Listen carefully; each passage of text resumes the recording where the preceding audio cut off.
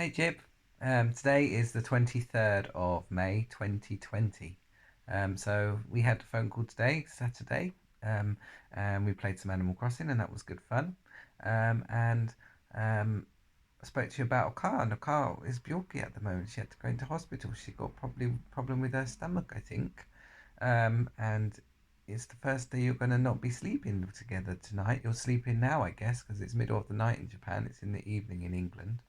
And I guess that is a big thing for you. And you'll be at Bubba and Gigi's with Kaito, and yeah, you have to be very brave, which I'm sure you will be, and you're doing great.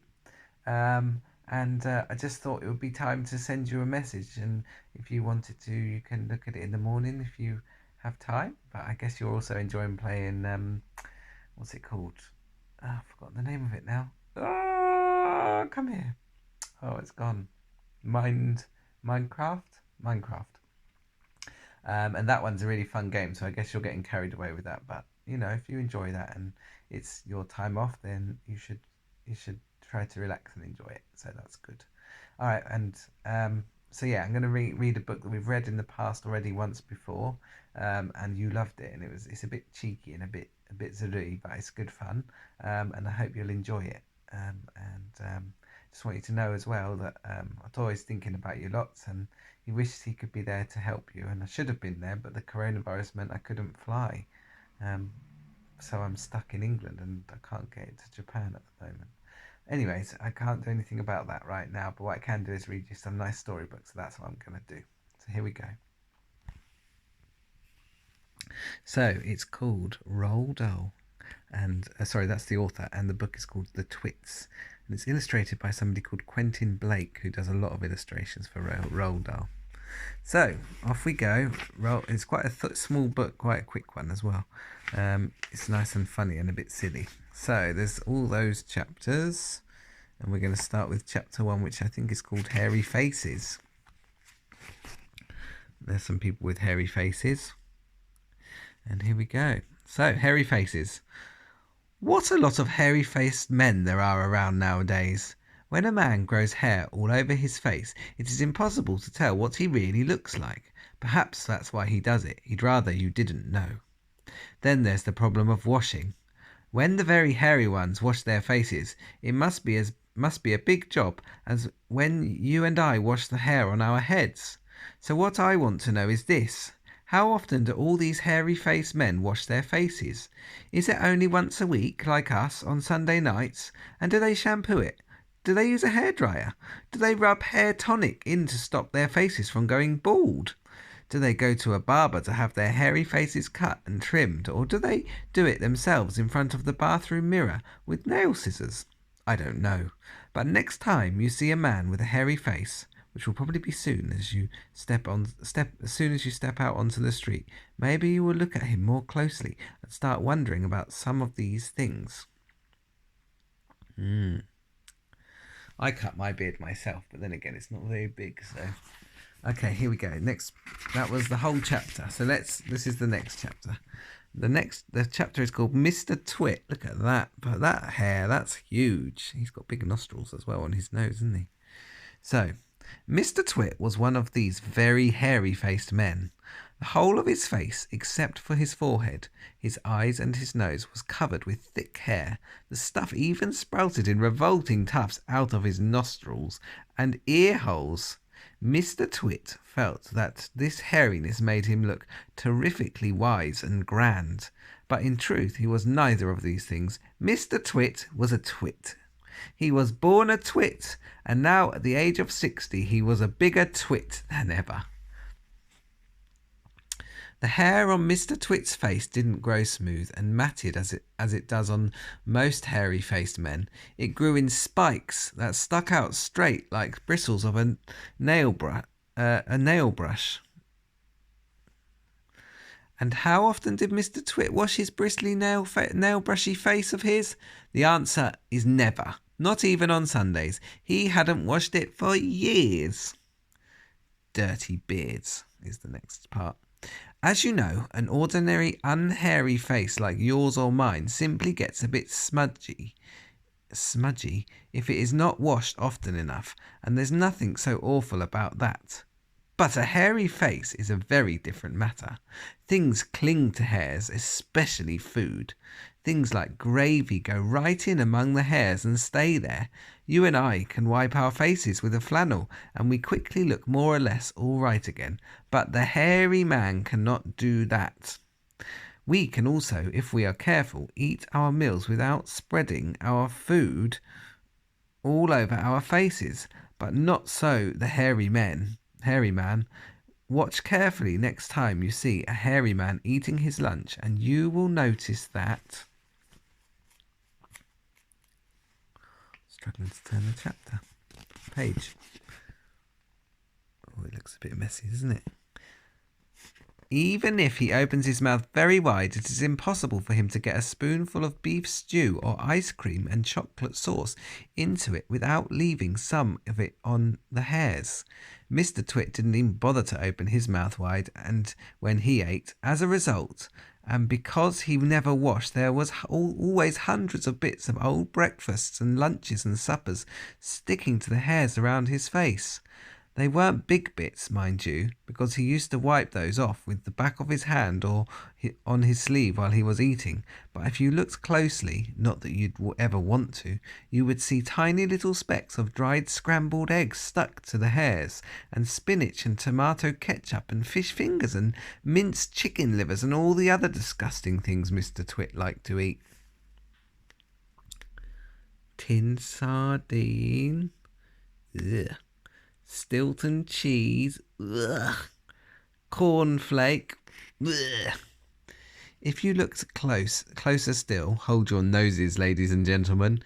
If you peered deep into the moustachy bristles sticking out over his upper lip, you would probably see much larger objects that had escaped the wipe of his hand. Things that had been there for months and months, like a piece of maggoty green cheese or a mouldy old cornflake, or even the slimy tail of a tin sardine. Because of all of this, Mr. Twit never went really hungry. By sticking out his tongue and curling it sideways to explore the hairy jungle around his mouth, he was always able to find a tasty morsel here and there to nibble on. What I am trying to tell you is that Mr. Twit was a foul and smelly old man. He was an extremely horrid old man, as you will find out in a moment. Blah. Blah. I'm never growing a beard like that. Oh, this person doesn't look particularly nice either. Ugh. Mrs. Twit. Look at that hair. Looks like she hasn't washed it in years. Mrs. Twit was no better than her husband. She did not, of course, have a hairy face. It was a pity she didn't, because that, at any rate, would have hidden some of her fearful ugliness. Blech. Take a look at her. Have you ever seen a woman with an uglier face than that? I doubt it. But the funny thing is that Mrs. Twit wasn't born ugly. She had quite a nice face when she was young. The ugliness had grown upon her year by year as she had got older.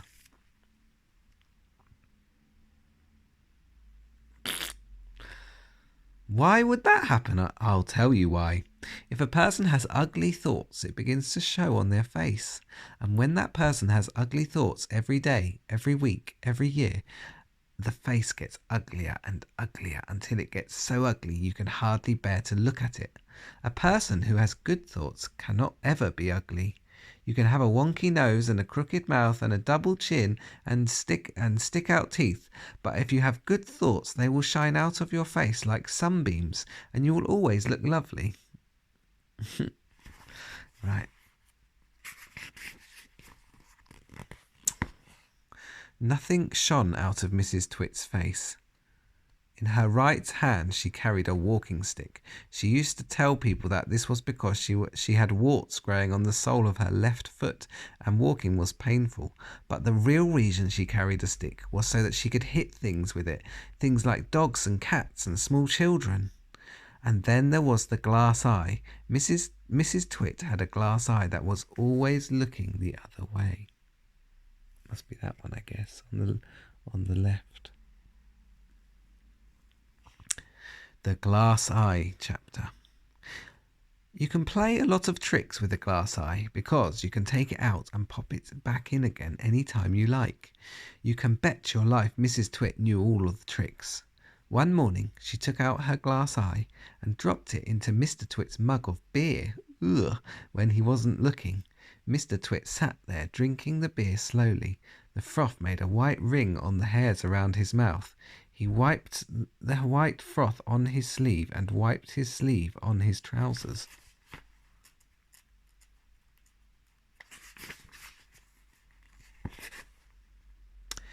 "You're plotting something," Mrs. Twit said, keeping her back turned so he wouldn't see that she had taken her glass eye out. "Whenever you go all quiet like that, I know very well you're plotting something." Mrs. Twit was right. Mr. Twit was plotting away like mad. He was trying to think up a really nasty trick he could play on his wife that day. "You'd better be careful," Mrs. Twit said, "because when I see you starting to plot, I watch you like a wombat." "Oh, do shut up, you old hag," Mr. Twit said. He went on drinking his beer, and his evil mind kept working away, oh dear, on the latest horrid trick he was going to play on the old woman. Suddenly, as Mr. Twit tipped the last drop of beer down his throat, his eye caught sight of Mrs. Twit's awful glass eye staring up at him from the bottom of the mug. It made him jump. "I told you I was watching you," crackled Mrs. Twit. "I've got eyes somewhere, everywhere, so you better be careful."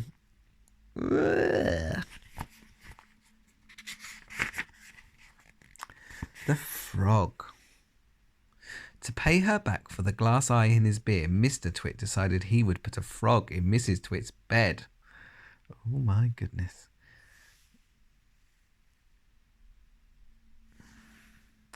He caught a big one down by the pond and carried it back secretly in a box. That night, when Mrs. Twit was in the bathroom getting ready for bed, Mr. Twit slipped the frog between her sheets. Then he got into his own bed and waited for the fun to begin.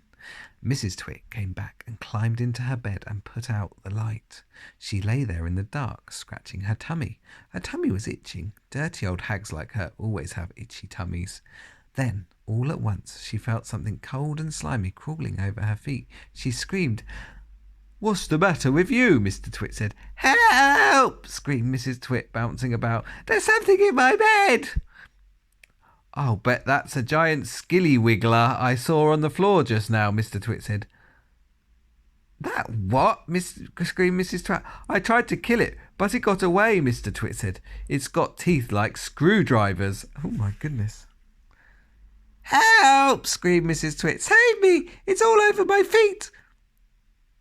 "It'll bite off your toes," said Mr. Twit. Mrs. Twit fainted. Mr. Twit got out of bed and fetched a jug of cold water. He poured the water over Mrs. Twit's head to revive her. The frog crawled up from under the sheets to get near the water. It started jumping about on the pillow. Frogs love water. This one was having a good time. Look here, girl. Oh my goodness gracious. Look. Ah! When Mrs. Twit came to, the frog had just jumped onto her face. This is not a nice thing to happen to anyone in bed at night. She screamed again. Ah! "By golly, it's a giant skilly wiggler," Mr. Twit said. "It'll bite off your nose." Mrs. Twit leapt out of bed and flew downstairs and spent the night on the sofa. The frog went to sleep on her pillow. Right, that was not very nice by Mr. Twit. Right, the wormy spaghetti. Look at that. Oh no. The next day, to pay Mr. Twit back for the frog trick, Mrs. Twit sneaked out into the garden and dug up some worms. She chose big long ones and then put them in a tin and carried the tin back to the house under her apron. At 1 o'clock, she cooked spaghetti for lunch, and she mixed the worms in with the spaghetti, but only on her husband's plate. The worms didn't show because everything was covered with tomato sauce and sprinkled with cheese. Ugh. Oh my goodness. "Hey, my spaghetti's moving," cried Mr. Twit, poking around in it with his fork. It's a new kind, Mrs. Twit said, taking a mouthful from her own plate, which of course had no worms in. It's called squiggly spaghetti. It's delicious. Eat it up while it's nice and hot. Mr. Twit started eating, twisting the long tomato-covered strings around his fork and shoveling them into his mouth. Soon there was tomato sauce all over his hairy chin. It's not as good as the ordinary kind, he said, talking with his mouth full. It's too squishy. Ugh. I find it very tasty, Mrs. Twit said. She was watching him from the other end of the table. It gave her great pleasure to watch him eating worms. I find it rather bitter, Mr. Twit said. It's got a distinctly bitter flavour. Buy the other next time. I think she's going to tell him. Mrs. Twit waited until Mr. Twit had eaten the whole plateful. Then she said, You want to know why your spaghetti was so squishy? Mr. Twit wiped the tomato sauce from his beard with a corner of the tablecloth. Why? He said. And why it was a nasty bitter taste? Why? He said. Because it was worms, cried Mrs. Twit, clapping her hands and stamping her feet on the floor and rocking with horrible laughter.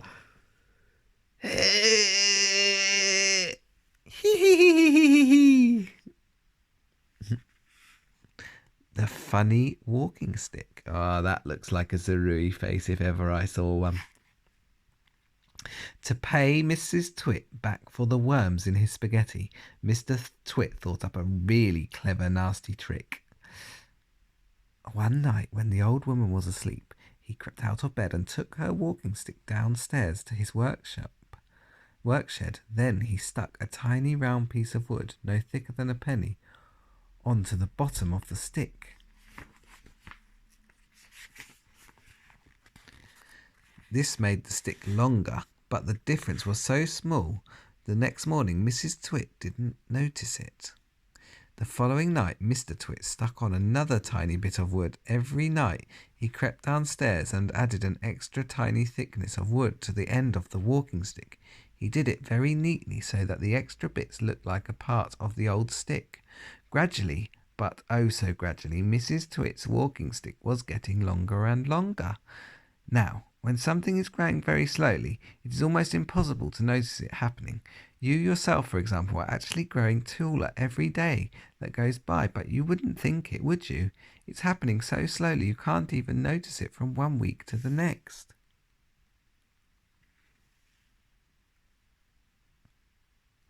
It was the same with Mrs. Twit's walking stick. It was all so slow and gradual that she didn't notice how long it was getting, even when it was halfway up to her shoulder. That stick's too long for you, Mr. Twit said to her one day. Why, so it is, Mrs. Twit said, looking at the stick. I've had a feeling there was something wrong, but I couldn't for the life of me think what it was. There's something wrong, all right, Mr. Twit said, beginning to enjoy himself. What can have happened? Mrs. Twit said, staring at her old walking stick. It must suddenly have grown longer. Don't be a fool, Mr. Twit said. How can a walking stick possibly grow longer? It's made of dead wood, isn't it? Dead wood can't grow. Then what on earth has happened? Cried Mrs. Twit. It's not the stick, it's you, said Mr. Twit, grinning horribly. If it's you that's getting shorter. I've been noticing it for some time now. That's not true, cried Mrs. Twit. You're shrinking, woman, said Mr. Twit. It's not possible.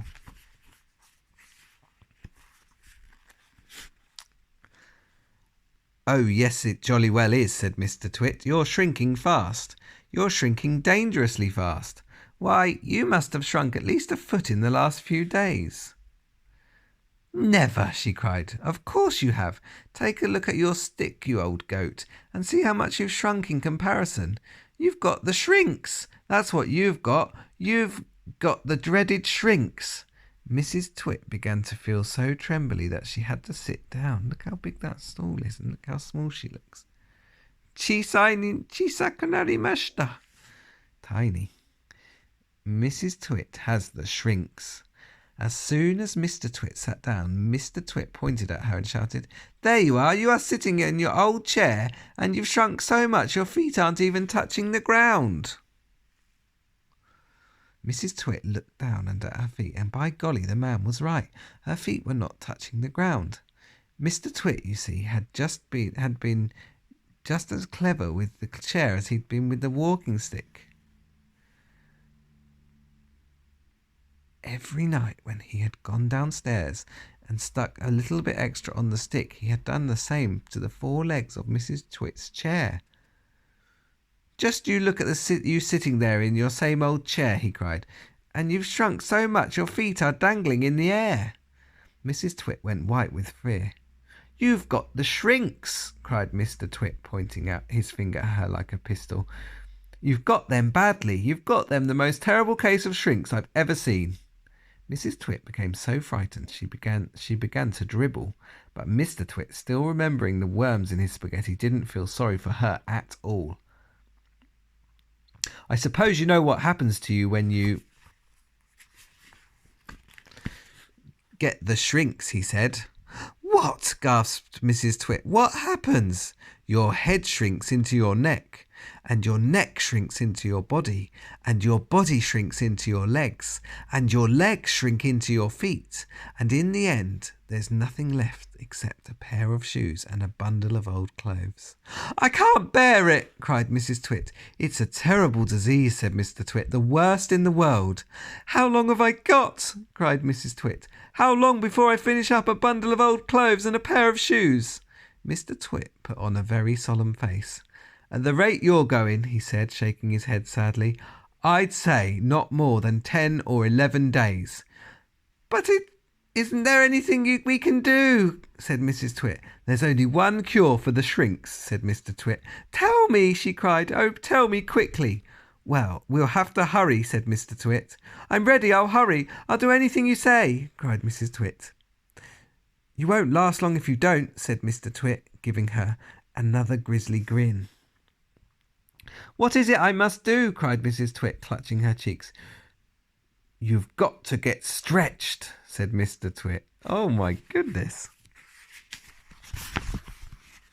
Mrs. Twit gets a stretching. Look at this, Hugo. So lean there. Mr. Twit led Mrs. Twit outdoors, where he had everything ready for the great stretching. He had 100 balloons and lots of string. He had gas cylinders filling the balloons. He had fixed an iron ring into the ground. "Stand here," he said, pointing at the iron ring. He then tied Mrs. Twit's ankles to the iron ring. When that was done, he began filling the balloons with gas. Each balloon was on a long string, and when it was filled with gas, it pulled on its string, trying to go up and up. Mr. Twit tied the ends of the strings to the top half of Mrs. Twit's body. Some he tied around her neck, some under her arms, some to her wrists, and some even to her hair. Soon there were 50 coloured balloons floating in the air above Mrs. Twit's head. "Can you feel them stretching you?" asked Mr. Twit. I can, cried Mrs. Twit. "They're stretching me like mad." He put on another 10 balloons. The upward pull became very strong. Mrs. Twit was quite helpless now, with her feet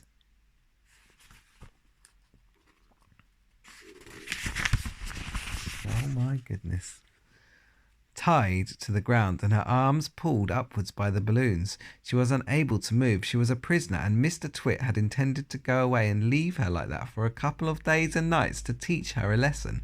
In fact, he was just about to leave when Mrs. Twit opened her big mouth and said something silly. "Are you sure my feet are tied properly to the ground?" she gasped. "If those strings around my ankles break, it'll be goodbye for me." And that's what gave Mr. Twit his second nasty idea. Mrs. Twit goes ballooning up.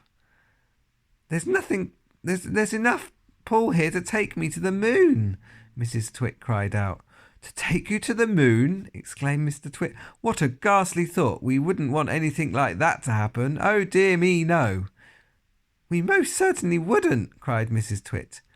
Put some more string around my ankles quickly. I want to feel absolutely safe. Very well, my angel, said Mr. Twit. And with a... oh. Oops. Why has he cut it? I think he's cut the strings on purpose. Oh my goodness. Ghoulish grin on his lips, he knelt down at her feet. He took a knife from his pocket, and with one quick slash he cut through the strings, holding Mrs. Twit's ankles to the iron ring. She went up like a rocket. Help! She screamed. Save me! But there was no saving her. In a few seconds she was as high up in the blue sky and climbing fast. Mr. Twit stood below looking up. What a pretty sight, he said to himself. How lovely all those balloons look in the sky, and what a marvellous bit of luck for me. At last the old hag is lost and gone forever. Mrs. Twit comes ballooning down. Mrs. Twit may have been ugly and she may have been beastly, but she was not stupid. High up there in the sky, she had a bright idea. If I can get rid of some of these balloons, she said to herself, I will stop going up and start to come down.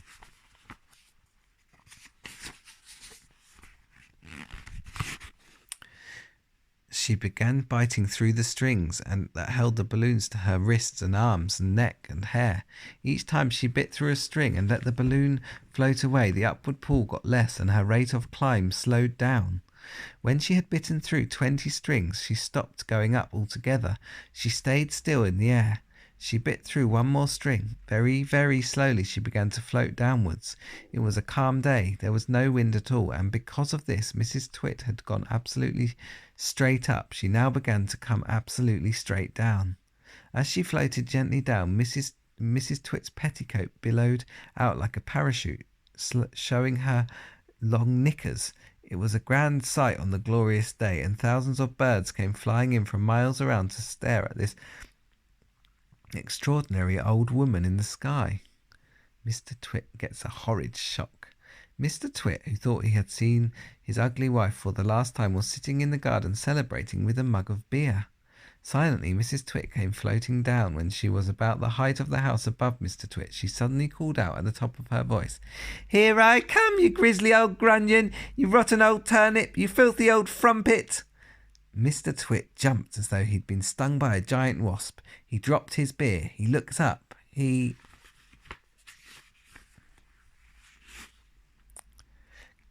gaped. He gasped. He gurgled. A few choking sounds came out of his mouth. Ugh, he said. Ah! Ouch! She landed on him. I'll get you for this, shouted Mrs. Twit. She was floating down right on top of him. She was purple with rage and slashing in the air with her long wet walking stick, which she had somehow managed to hang on to all of this time. I'll swish you to a swazzle, she shouted. I'll swash you to a swizzle. I'll nash you to a nozzle. I'll nosh you to a nazzle. And before Mr. Twit had time to run away, this bundle of balloons and petticoats and fiery fury landed right on top of him, lashing out with the stick and cracking him all over the body. My goodness me. Okay, what's going on here? Look, we've now moved over. The house, the tree, and the monkey cage. But that's enough of that. We can't go on forever watching these two disgusting people doing disgusting things to each other. We must get ahead with the story. Here is a picture of Mr. and Mrs. Twit's house and garden. Some house. It looks like a prison, and not a window anywhere. Who wants windows? Mr. Twit said when they were building it. Who wants every Tom, Dick and Harry peeping in to see what you're doing? It didn't occur to Mr. Twit that windows were meant mainly for looking out, not for looking into.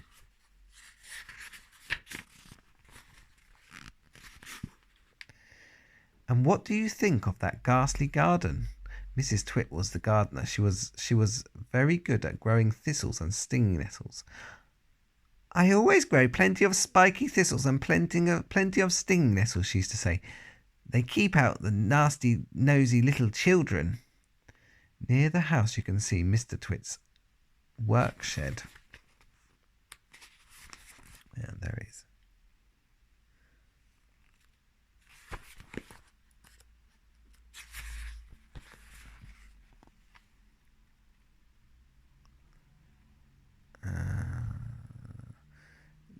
To the one side there is a big dead tree. It never has any leaves on it because it's dead.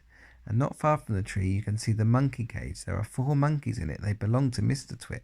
You'll hear about them later.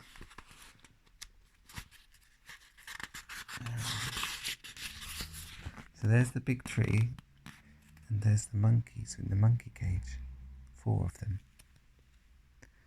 Okay. Right, I think that's enough for today. I hope if you listen to this, is good. If not, never mind. Just want to say Ator's thinking of you, and he wants to play with you and have fun and go through life. But obviously, at the moment, it's not possible. And he's also hoping that Car will feel better soon, so you can get to see her again soon. Okay, well, keep safe, be a good boy for Baba and Gigi. Have fun with Kaito. And know that a toy is always with you and you are strong inside and you can do anything. Okay? I love you lots. Bye.